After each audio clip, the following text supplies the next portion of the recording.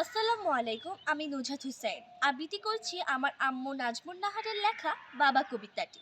এটি তিনি আমার নানু ভাই জনাব আরিফুর রহমানকে উৎসর্গ করে লিখেছেন। বাবা তুমি শ্রেষ্ঠ বাবা, সবার চেয়ে সেরা। জীবনটা দেখছি এখন আমার বাবা দিয়েই ঘেরা।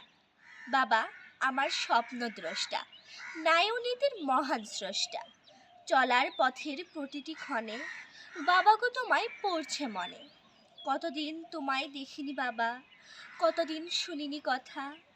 বাবা তুমি কেন অকালে চলে গেলে, দিয়ে গেলে বুক ভরা ব্যথা।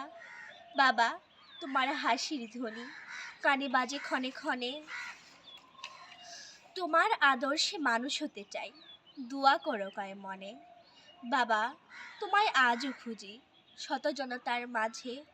শেষ দিনে সেই করুণ আর্তনাদ আজও কানে বাজে। ধন্যবাদ।